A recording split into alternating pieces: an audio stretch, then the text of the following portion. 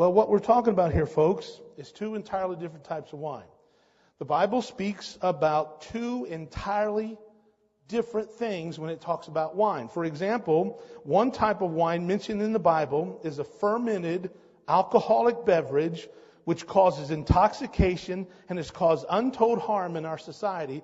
But the same Bible talks about another type of wine that's mentioned as a non-alcoholic grape juice, which is always associated with healthy blessing of the harvest and prosperity from the Lord.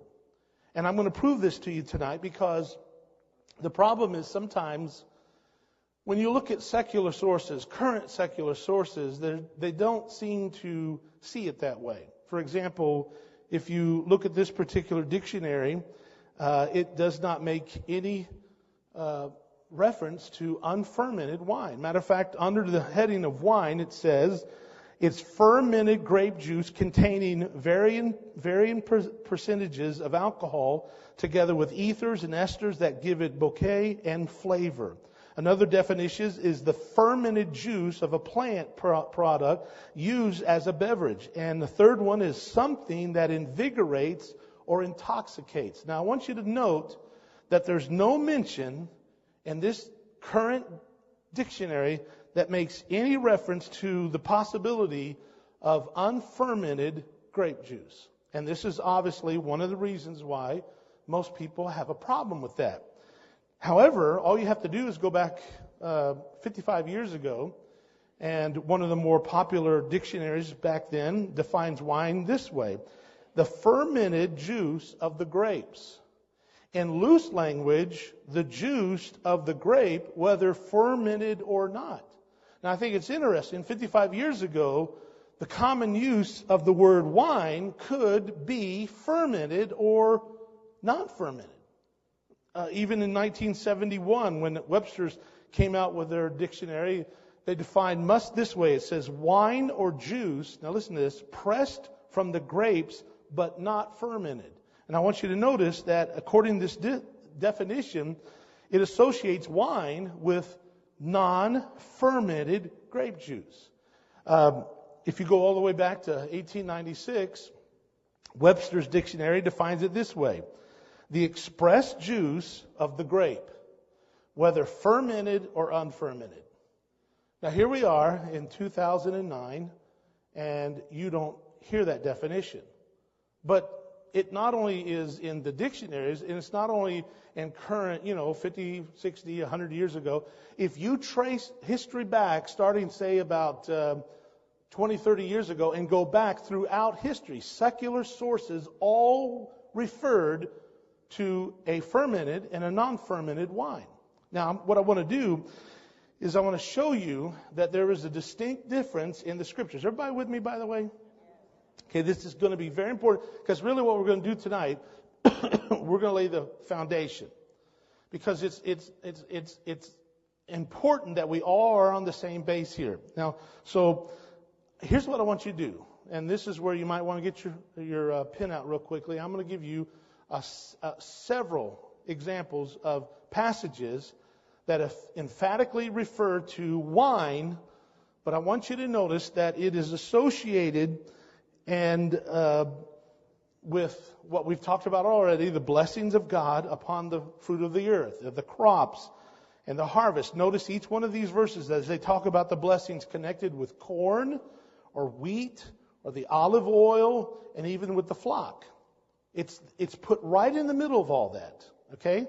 Now, let me give you some examples. And the first time we find in Genesis chapter 27, when Isaac is blessing Jacob, and one of the statements that Isaac says, he says, "Therefore God give thee the dew of the heaven, the fatness of the earth, and plenty of corn and wine." Notice there is an association with the produce. Now, as we go on, we're going to find this repeatedly referred to. Deuteronomy chapter 7, verse 13, talking about God's love. It says, "And he will love thee and bless thee and multiply thee. He will also bless the fruit of thy womb." Notice that all this is talking about the blessings. Now watch what happens. "And the fruit of thy land, thy corn, and thy wine, and thine oil, and the increase of thy kine, and the flocks of thy sheep, in the land which he sware unto thy fathers to give thee. Now notice the association with wine with the produce of the land. Okay? In Deuteronomy 11:14 it says, that will I give you in the rain of your land, in his due season, in the first rain, and in the latter rain. Now watch this. That thou mayest gather, now watch this, gather in thy corn and thy wine and thine oil. So what are they talking about here? What's the Lord talking about? Well, He's talking about that you're going to gather in, or you're going to harvest wine, even though, folks, look at this. When they go out, they gather in the grapes. Is this alcohol that He's talking about? It says wine. And if you've come to the conclusion every time the Bible talks about wine, then you think that this is referring to somehow an alcoholic drink. He's not talking about. He's calling this thing wine. Now, stick with me. Let me give you another verse. Deuteronomy 14:23. Thou shalt eat before the Lord thy God in the place which He shall choose to place His name there. Talking about Israel. The tithe of thy corn and of thy what? Wine, and thine oil. Notice again, it's always associated with harvest time. And the firstlings of thy herds and of thy flocks, that thou mayest learn to fear the Lord thy God always. What he's referring to here is an offering of the first fruits. For example, here in Numbers 18, verse 12. All the best of the oil, talk about the olive oil.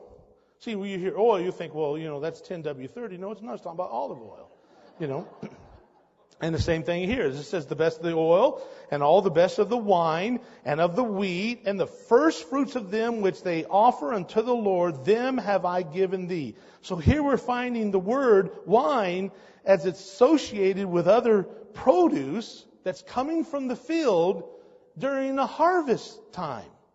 Are you hearing this? Okay, now stick with me.